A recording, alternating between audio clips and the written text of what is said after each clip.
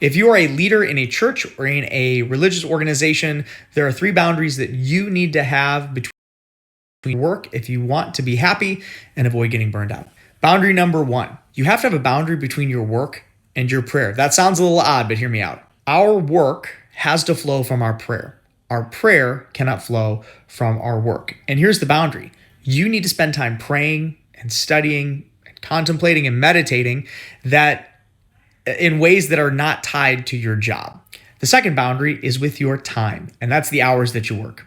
I know a lot of people are going to push back on this and say, yeah, but like work happens all of the time. I understand that, but set aside time that is not meant for ministry, that you're not thinking about ministry. Go hang out with some friends, go touch grass, go, read a book that has nothing to do with your job, and you will be a much happier person. A lot of people burn out because they feel like they can never be offline, and that just isn't true. I know that the work will always be there, but it doesn't mean you always have to be doing it.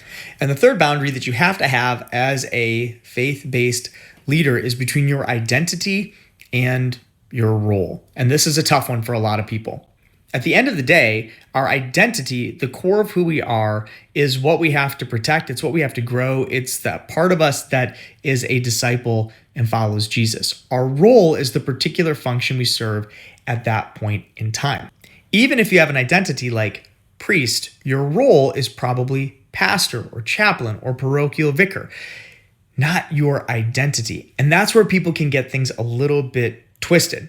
We think that our identity is what we do, but identity is who you are. It's who the Lord sees. And yes, our work is an important part of that, but it's not the whole of that. This is a really critical boundary because sometimes ministry is hard and it doesn't go the way we want. There are times that we fail. There are times that we might feel hurt.